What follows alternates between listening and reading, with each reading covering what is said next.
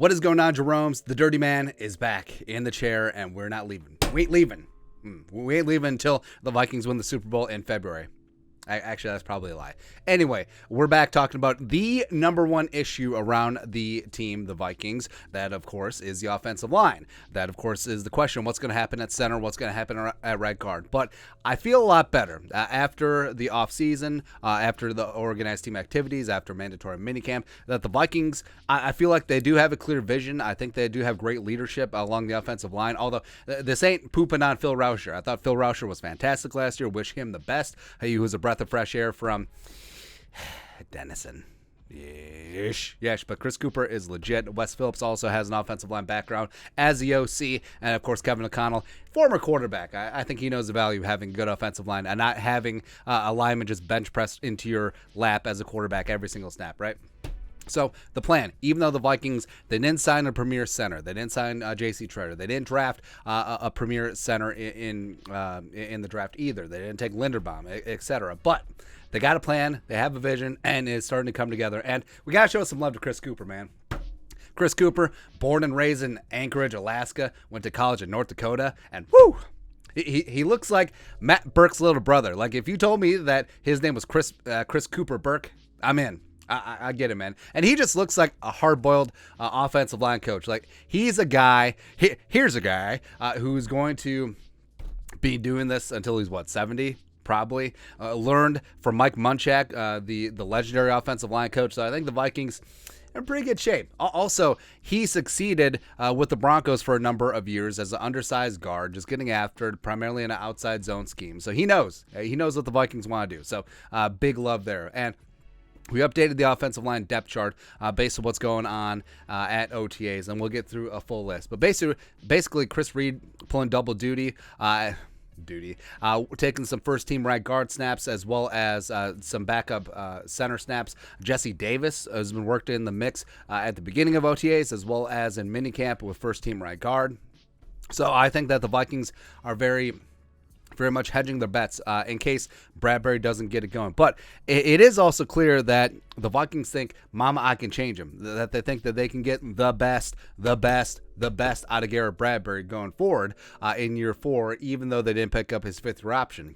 So what's been going on at OTAs and mandatory minicamp? So 4 of the starters are locked. And by locked, I mean they've been taking all the first-team snaps. Darrisaw, Ezra, Bradbury, and O'Neal. Now, 3 of those are actually locks, where you have Darrisaw and O'Neal, as well as Ezra Cleveland. You love to see that.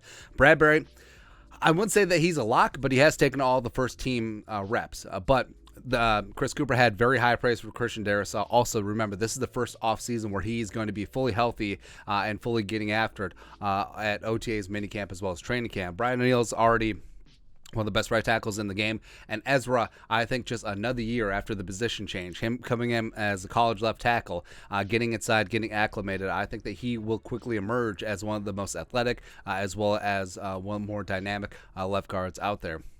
Question still is with Bradbury. But, you know, with tutelage, and Bradbury's also said that he's put on 10 to 15 pounds of good weight. So, I mean, it could be there. Because the only problem with Bradbury is that pass protection in one-on-one spots and him getting forklifted back into Kirk Cousins. But other than that, he's really good.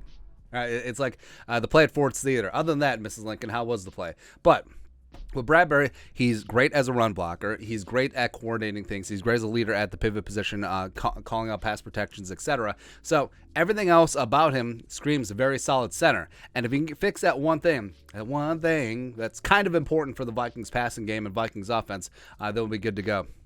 Like I mentioned, Chris Reed and Jesse Davis working in at right guard. And now I do say, I do declare that they're hedging their bets, where if Bradbury, once the pads get on, that's something that O'Connell, Phillips, as well as especially Chris Kuper have stressed. It's like, hey, you know, in the trenches, especially offensive line, it doesn't matter until we're clacking pads in August. So if Bradbury isn't working out, like say he's the same old Bradbury that we've seen for the last 3 years in preseason or as well as in practice up against Harrison Phillips and Diesel Dalvin and Armand for Watts, etc., then I think that they do have a fallback option where they could start Chris Reed at center and feel comfortable about it. They could start Jesse Davis at right guard and feel comfortable about it. Or, you know, a guy like Wyatt Davis or at rookie Ed Ingram if one of them steps up in training camp and preseason. You know, there isn't going to be a lot of separation in OTAs and minicamp. The veterans are still going to have that edge there, but training camp and preseason is where they're going to start separating a little bit.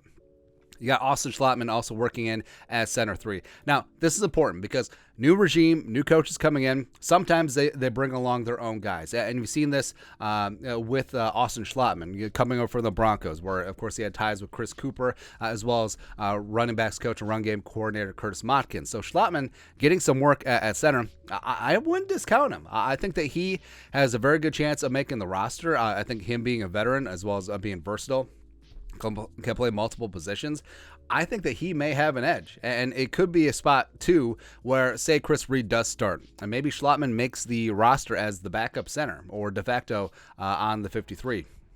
Then you got Blake Brandel, swing tackle. So Blake Brandel's been really interesting. Came in as a late day 3 selection in 2020. Last year he worked in as a 6 offensive lineman in heavy packages, and I do like his talent. I think that he has developed nicely, and I think that he could step in and take on that Rashad Hill swing tackle backup role for the Vikings. And then you got a couple of notes on guards. Got Ed Ingram working with the third team. Again, it's the whole rookies earning their stripes thing.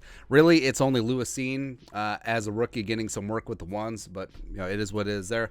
As well as Wyatt Davis has been working with the second and third team. So the Vikings, what's nice about it is, even though on paper it didn't seem like the Vikings had a lot of center depth, but now Chris Reed working there, Austin Schlottman working there, 2 veterans that you feel comfortable about. It's fine. And the Vikings have a ton of depth at guard. You got Ezra locked into one spot, and then you got Reed. You have both the Davises, the Davis-I, Wyatt and Jesse, as well as Ed Ingram, Kyle Hinton in there as well. So you feel good. You do feel pretty good. And the Vikings offensive line, it's almost there. It's almost there. Now, figure out who your best 5 is going to be.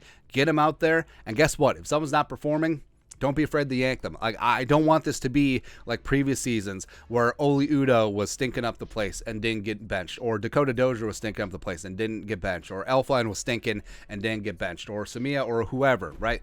Because it should be about performance. I understand you want to build chemistry among the front 5, but if someone's not pulling their own weight, you got to get someone else in there to pull an oar. So that's it. Your thoughts and our thoughts. Vikings have a clear vision for the offensive line. They got depth and competition all over the place. Let us know your thoughts and our thoughts in the comment section below. Subscribe for daily Vikings takes. Want to support the work? Put a little something in the Venmo. But until next time, Skull Production Value.